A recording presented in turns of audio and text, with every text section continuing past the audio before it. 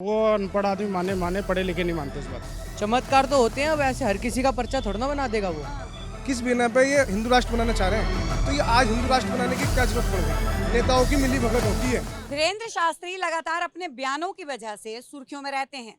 कभी ना कभी कोई ना किसी धर्म को लेके विवादित बयान देते हैं और जब पकड़े जाते हैं तो अपने ही विवादित बयानों से हिंदू राष्ट्र को आगे ले आते हैं।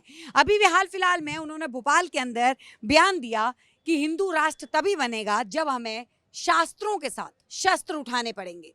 अब बात कर लेते हैं, मानते हैं चमत्कार होते हैं, पर्चा काट देंगे, पर्चा लिख देंगे? नहीं, हम नहीं मानते। हाँ। वो अनपढ़ आदमी माने माने, पढ़े लिखे नहीं मानते इस बात को। पढ़े लिखे नेता लोग भी वहां पे बैठे हुए हैं।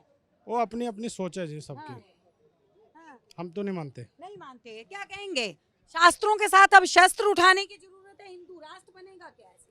देखें, वो जो धीरेन्द्र शास्त्री जी हैं, हाँ, वो कहते हैं कि हम पर्चा लिख देंगे। पर्चा लिख देंगे, बिल्कुल। वो कोई और एक बंदा है, उन्होंने कहा है हम भी पर्चा लिख देंगे। हाँ, उन्होंने बोला ये तो एक कला है, ये कोई भविष्यवाणी नहीं करता हाँ, वो एक कला है, हाँ, ये कोई भी भविष्यवाणी कर सकता है। हाँ। तो क्या लगता है, चमत्कार होते हैं नहीं होते हैं? चमत्कार तो होते हैं, वैसे हर किसी का पर्चा थोड़ा ना बना देगा वो। हाँ। अभी एक कोई भाई साहब यहाँ पे थे, उन्होंने सवाल किया कि शाइस्ता परवीन जो है लगातार फरार चल रही हैं, अगर इतना ही पर्चा लिखते हैं तो पर्चा लिख के बता दे कहाँ बैठी हैं छुप के। सही बात है, वो पर्चा लिख के बता दें। हाँ, अभी पीछे अमृतपाल सिंह को जानते हैं? हाँ, बिल्कुल जानते हाँ, हैं। तो बताने को वो भी बता सकते थे कि कहाँ पर है, क्यों हाँ। दम नहीं था बताने का? हाँ, बता सकते थे ना, बिल्कुल। समझो। हाँ। आपने अमृतपाल की बात की, अमृतपाल वाले मुद्दे पे आ जाते हैं। खालिस्तान की मांग की जा रही थी, क्या लगता है पंजाब खालिस्तान चाहता है?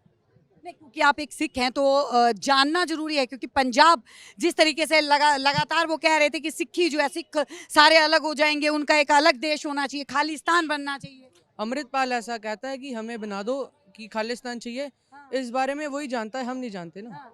मतलब आप समर्थन करते हैं उनकी इस बात को? हम उनकी बात को सुनते हैं खाली। सुनते हैं तो मतलब समर्थन करते हैं? हाँ हाँ, करते हैं। हाँ। खालिस्तान चाहिए आपको भी? हमें कुछ नहीं चाहिए, हमें हिंदुस्तान ही ठीक है। समर्थन करते हैं, फिर कह रहे हैं कि हम हाँ, ऐसे, आप धीरेन्द्र शास्त्री जी भी हम भी सुनते हैं, हम कुछ कहते थोड़ा ना है। हाँ, ऐसे हम भी अमृतपाल सिंह सुनते हैं, हाँ। बस। मतलब खाली एंटरटेनमेंट के पर्पस से ले रखे हैं इट्स ये नॉट सारे एंटरटेन नहीं कह सकते इसको। हाँ, हम अपना बयान सुन रहे हैं, वो क्या कहना चाहते हैं। हाँ। बयान सुनने हैं, लेकिन आपने बोला कि हाँ आप हम उनको सुनते हैं, लेकिन वो तो खालिस्तान की मांग कर रहे हैं। धीरेन्द्र शास्त्री जो हैं वो हिंदू राष्ट्र की मांग कर रहे हैं। सब अपने अपने राष्ट्र और वो बनाने में लगे हुए हैं। इस मामले में तो खाली भगवान ही जानता है क्या कर सकते हैं, हम कौन होते हैं कहने वाले। हाँ, सहमत है इनकी बात से? बहुत ज्यादा क्या सही कह रहे हैं। सही कह रहे हैं? हाँ जी, हाँ जी। नाम क्या है, नाम बता दीजिए। प्रदीप सिंह। प्रदीप सिंह जी। हाँ, तो क्या कहेंगे, हिंदू राष्ट्र बनेगा? बनना चाहिए जी, अगर बनाने की जरूरत है। जैसे धीरेन्द्र शास्त्री की आप बात कर रहे हैं कि धीरेन्द्र शास्त्री कहते हैं कि पर्चा बनाते हैं, जो गायब हो गया है उसको लिख के बता देते हैं। कोई उनके पास जाए और पूछे तो वो पर्चा में लिख के देंगे कि अगला आदमी कहाँ बैठा है। अगर कोई पूछेगा नहीं तो उन्हें सपना नहीं हो रहा है। और रही बात हिंदू राष्ट्र बनाने की, ये तो भगवान के हाथ में बनेगा या नहीं बनेगा। हम तो सिर्फ बात रखने के लिए बोल रहे हैं कि ये गलत बात चल रही है, और इसको मीडिया क्यों नहीं दिखा रहा कि हिंदू राष्ट्र अगर कोई बनाने के लिए कहता है तो उस पर ऑप्शन क्यों नहीं उठ रहे हैं? कि उससे पहले भी तो यहाँ पर लोग रह रहे थे, उससे पहले तो कभी किसी ने नहीं बोला कि हिंदू राष्ट्र बनाएंगे। एक मुल्क में अमन शांति रहती थी, कोई इस तरीके की घटनाएं नहीं होती थी। सबसे पहली घटना जो हुई है मोदी की सरकार में, वो अखलाक की हुई है, जो अखलाक को मारा था कि गाय इसके यहाँ पे गोश्त रखा हुआ है। फिर उसके बाद ये इस तरीके से बढ़ता गया, लोगों ने देखते रहे और मीडिया ने कुछ दिखाया नहीं कि भाई इस तरीके से दिखाना चाहिए था कि भाई हिंदू राष्ट्र की बात चल रही है, क्यों चल रही है, ये इसके ऊपर कारण क्या है। यहाँ पर पहले भी से तो लोग रह रहे हैं, मुसलमान लोग भी रह रहे हैं, सिख लोग भी रह रहे हैं, तो हिंदू राष्ट्र किस वजह से बन जाएगा भैया? ये सब जब मिलजुल के रह रहे हैं तो ये बात क्यों चलेगी? ये मुद्दा ही क्यों बनेगा हिंदू राष्ट्र का? मैं आपसे और आपके हिसाब से क्यों बन रहा है ये मुद्दा, क्यों जरूरत पड़ गई हिंदू राष्ट्र की? बनाने की ये मैं जो भी शास्त्री साहब है, मैं उनसे ही सवाल करना चाहता हूँ, किस वजह से ये सवाल जो है तमाम बड़े से बड़े नेशनल मीडिया के एंकर्स ने उनसे पूछे थे, उन्होंने यही जवाब दिया था कि मरते दम तक बनाऊंगा और जिद पे हूँ बनाऊंगा। ये बात क्या है? सवाल क्या है? सवाल जो हम करेंगे जवाब तो आना चाहिए सामने से कि हाँ भाई इस बिना पर हम बनाना चाह रहे हैं, हमें ये परेशानी है। तो कोई परेशानी होगी जब भी तो मैं कोई चीज़ नहीं योजना करूंगा, घटना करूंगा, घटना स्थल जब भी तो मैं कोई चीज़ का उद्घाटन करूंगा। कोई ये परेशानी चल रही है, किस बिना पे ये हिंदू राष्ट्र बनाना चाह रहे हैं? चाहे वो शास्त्री साहब हो या कोई आम पब्लिक हो, क्या परेशानी है? मैं ये सवाल पता करना चाह रहा हूँ, और मैं ये माध्यम से ये भी कहना चाह रहा हूँ कि जितने भी ये चैनल हैं, एकता के ऊपर क्यों नहीं दिखाते? हम में एकता होनी चाहिए। हिंदू, मुसलमान, सिख, ईसाई जितने भी यहाँ पे लोग रहते हैं आपस में मिलजुल के रहते थे पहले भी, तो ये आज हिंदू राष्ट्र बनाने की क्या जरूरत पड़ गई? मेरे ये सवाल है, जो भी ये हिंदू राष्ट्र बनाना चाहते हैं, हम तो ये कह रहे हैं कि एकता की बात करी जाए।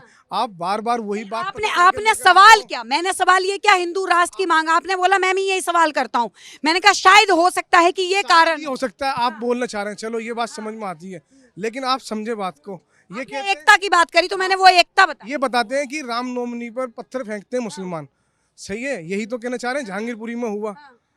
ये बात बताएं कि वहाँ पर मस्जिदों को भी तो तोड़ा गया, मस्जिदों में भी तो उन्होंने चढ़ गए, झंडे लगा रहे हैं। ये एक यहाँ पर क्या कहते हैं नॉर्थ ईस्ट में वो हुआ, क्या हुआ था, हिंदू मुसलमान दंगा, उस पर मीडिया को क्या करना चाहिए था? 3 दिन तक मैं उसी एरिया का रहने वाला हूँ, 3 दिन तक कोई पुलिस ने सुनवाई नहीं करी। ये न्यूज़ चैनलों को चलाना चाहिए था, नहीं चलाना चाहिए था? केंद्र में सरकार बैठी हुई बीजेपी की, और यहाँ पर राज्य में मतलब दिल्ली में केंद्र में क्या कहते हैं दिल्ली के अंदर बैठी हुई केजरीवाल की सरकार। मैं तो दोनों को ही बेकार कहूँगा। किस वजह से? कि भाई किसी ने कोई सुनवाई नहीं करी। ये मीडिया को दिखाना चाहिए था, नहीं चाहिए था? किसी ने दिखाया कि 3 दिन तक वहाँ पर कोई नहीं पहुँचा, ना पानी के लिए ना क्या कहते हैं रोकने के लिए, दंगे रोकने के लिए पुलिस पहुँची हो, मस्जिदों में झंडे लगा दिए। क्यों हो रहा है ये ऐसा? पहले मोहब्बत थी लोगों में, आपस में भाईचारे से रहते थे, ना कोई सिख को परेशानी थी, ना किसी हिंदू को परेशानी थी, और मेरे हिसाब से आज भी नहीं है। ये दिखा के मीडिया में दिखा के लोगों को बिल्कुल बेकार की तरफ, मतलब पीछे की तरफ लाया जा रहा है देश को। मेरा तो भाई मानना ही है। सवाल ये है कि मेरे पुंछ में 7 सैनिक मरे, ठीक है, मेरे मरे, मैं तो कहूँगा मेरे मरे, बीजेपी के नहीं मरे, मेरे मुल्क के मरे। वजह ये है कि 7 आदमी मरना, वो भी देश के हमारे सैनिक, कोई सुनवाई नहीं हुई। अटैक करो ना जिसने कराया, ये क्यों नहीं पकड़े गए? और सबसे पहली बात, आ कैसे गए अंदर हमारे मुल्क में? कोई सवाल करने वाला है किसी से भी? किसी की सरकार बैठी हो वहाँ पर, मैं ये नहीं कह रहा बीजेपी, चाहे कांग्रेस के टाइम में हुआ हो, क्यों हुए, हो कैसे रहे? हमारे सैनिकों को इतना बल है कि वो खदेड़ देंगे पूरे पाकिस्तान को, पूरे अफगानिस्तान को, किसी भी मुल्क को चाहे उसे बेकार कर देंगे। लेकिन मेरे का मानना ये है कि ये कुछ ना कुछ नेताओं की मिली भगत होती है। अब कोई इसमें बोलने वाला नहीं है न्यूज़ चैनल वाला, अगर है तो दिखा दे आज तक वाला, ये जी न्यूज़ वाला, कि ये कैसे मरेगा हमारे सैनिक, दिखाए दिन रात, अगर हिम्मत है तो, अगर हिम्मत है तो करके दिखाए। 40 आदमी पहले मर चुके हैं हमारे पुलवामा में, कोई बोलने वाला नहीं है इंडिया के अंदर, कोई सवाल जवाब करने वाला नहीं है गवर्नमेंट से, है किसी के अंदर ताकत? और ये सबसे बड़ी बात क्या है, पब्लिक से होता है सब कुछ, पब्लिक को समझना चाहिए। अगर मेरी वीडियो पब्लिक तक जाए, मैं हाथ जोड़ के सबसे निवेदन करता हूँ, किसी भी तरीके से आपस में मिलजुल के रहें, ना कि एक दूसरे की इनके नेताओं की बात माने। जय हिंद, वंदे मातरम। हमारा किसी से कोई नहीं है मतलब कि भाई हम वंदे मातरम नहीं बोलने के, ये सिर्फ लड़ा रहे हैं नेता लोग हमें। प्लीज मेरी रिक्वेस्ट है, इनकी बातों में ना आए किसी की भी, और गवर्नमेंट कोई भी हो। अब इन्होंने काले धन के लिए बोला था, 1 रुपये लिया है ये, और कोई न्यूज़ चैनल वाला क्यों नहीं दिखा रहा? बिल्कुल दिखाएंगे, जब नहीं आएगा आपको नंबर दिया है, आप कांटेक्ट कर सकते हैं। अच्छा मेरी बात कोई गलत है भैया?